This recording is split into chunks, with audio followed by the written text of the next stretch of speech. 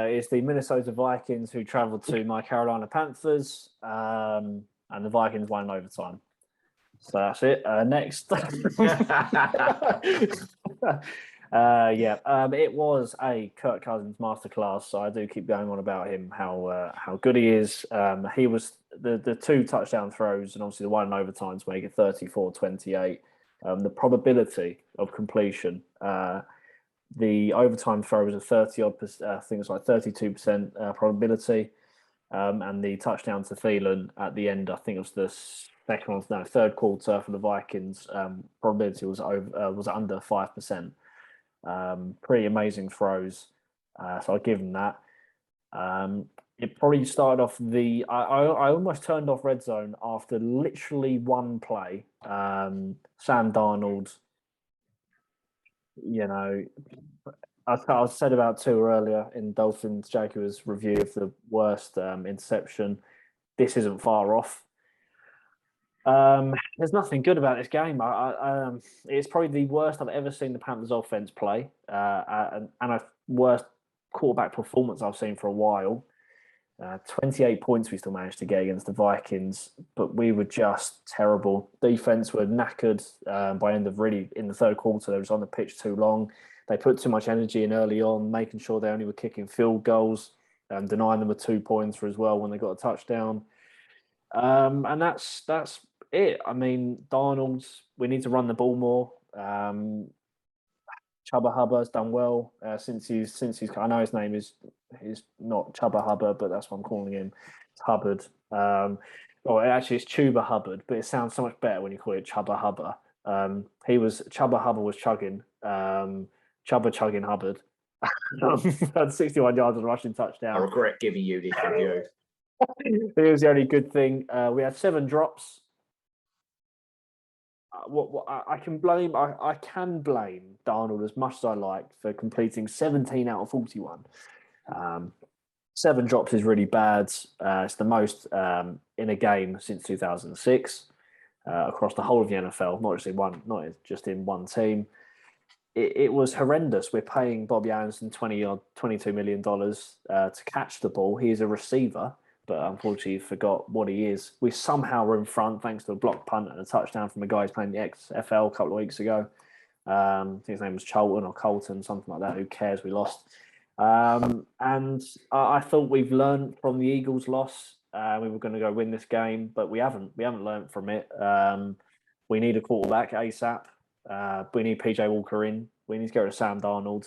Sam Darnold, I was with you for 3 weeks. I was even with you at Dallas. I was called Stephon Diggs, but obviously Trevon Diggs has got a couple of interceptions. I can live with that. But the last 2 weeks have been simply unacceptable against not good defenses. And I cannot accept bad performances. He had one good drive in the whole game where he managed to turn up and complete a 2-pointer. They then missed a field goal, take it overtime. And there's me thinking, they've missed. We're going to win the game. They get the ball first. Our defense are knackered. And amazing throws from Kirk Cousins. I will say, Kirk Cousins is the most underrated quarterback in the whole of the NFL. And let me just go through the stats that I have prepared on my phone. This is the only stats I've prepared. It's Kirk Cousins stats. That's how I actually love Kirk Cousins. That is Kirk Cousins commitment. Since the start, what you need, Jamie, beyond that white wall of yours is Kirk Cousins' shrine. Since the start of last season, Kirk Cousins has 6,034 passing yards, which is more than Aaron Rodgers. He has 48 passing touchdowns, which is more than Matthew Stafford.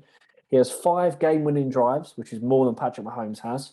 He has a 68.2% passing completion, which is more than Josh Allen has. And he has a 105.1 passer rating, which is better than Thomas Brady. So, all in all, we lost. I can take this loss. We lost to the best quarterback in the NFL. So, fair play, Kirk Cousins and the Vikings.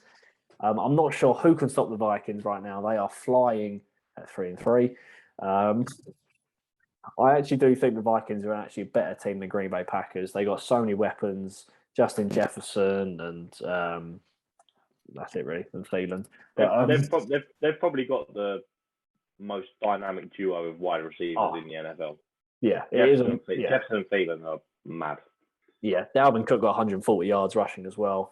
The issue with the Panthers Who was that? is Sorry, who got 140 rushing yards? Sorry. Dalvin Cook, but Kirk Cousins. Dalvin Cook, the one who I predicted would dominate. 29 honestly, carries. I feel 29 carries. All I need to do is just put if I could actually do editing, to put the link up to my preview of this game, and it went to plan. I saw this coming. I thought it was all tongue in cheek. You didn't expect us to tie it though at 28-28. I was watching four in a bed, facing the other. I was facing the other way.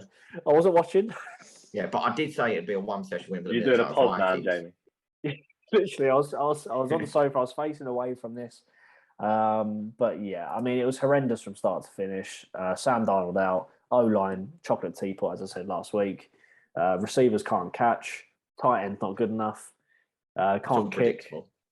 It's predictable, and I think you Panthers fans, you needed to stay in your lane. You honestly thought all the means of your defenders. As I said, you had your time Super Bowl 50. That was a Cam Newton disaster class. You got scared of Von Miller more than someone else did, and you are back where you belong, below the New Orleans Saints, basically. At the end of the day, the likes of Eagles, Vikings, you should be beating, but you find a way of bottling it. And this is the thing, is that your definition of success now for the Carolina Panthers is, we're going 3-0 this year. Oh my God, we've got on a 3-game run.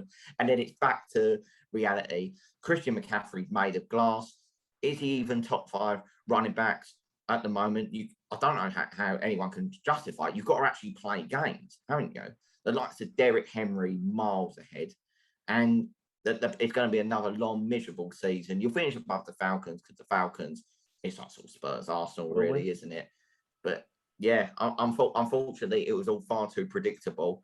You should have gone and got Deshaun Watson, took the gamble, but obviously because of the politics and all the lawsuits, you sort of took back burner. You got the main quarterback from the New York Jets, and you thought, yes, this is what's going to propel us into the playoffs. Unfortunately, you get what you deserve. Yes, you've got a sensational cornerback if you can keep him fit, but your defense needs to be made of glass, like your running back. And I'm afraid it's going to be a long, miserable season with the Bucs still faced twice. So, well done, Panthers. Normal service resumed. That is coming from a Patriots fan, Jamie. That must hurt. Yeah. What's the Patriots' record this season? Well, I'll come on to their review, but yeah, I think I've got something to fall back on. I've got the memories. I've got it all, and it was all within recent years as well. So if we go on YouTube and type in Panthers Super Bowl wins, it'll be just probably be you or Madden, and an American version of you or Madden, wouldn't it? Yeah, it wasn't a good one, but we moved 3-3. But I think, like you rightly said, the Vikings are, as I say, they're an informed team. They should have won even more than the 3 games they had. It was narrow field goal losses, wasn't it, at the start? Yeah, they should have turned us over as well, because we were poor. We were so poor offensively, giving the ball away. They should have won by 2-3 possessions. That's how bad. I couldn't believe how bad we were in the first. Well, up until the last 2 minutes of the fourth quarter, we were terrible. But yeah, it was bad. Yeah, Giants next. They've already beaten one NFC South team, so I'm scared. I'm scared of Dan Jones. But from a Viking point of view, just to finish up, I think the good thing about it, we criticised their defence and special teams in the past losing their offence games. And although it was a lot of Panthers' mistakes, the defence still made the plays. The special teams still a bit touch and go with obviously the blocked punt and the missed field goal. But as I say, they won them the game against the Lions the previous week. And the good habit that the Vikings are getting into is in close matchups, they've got an offense capable of winning a game with just one drive. If you give Kirk Cousins the ball now, which I never thought I'd say, with his receivers, especially his O-line's improved massively, and the running back, they've got enough to beat anyone on their day with one overtime drive, which is all what you need. And I think as you come on to the Dallas Cowboys in a bit, you'll get your revenge, no doubt. But the better offense is they only need one opportunity to win games in overtime. Yeah, one shot, one opportunity. Make it count. The wise words of Eminem right there.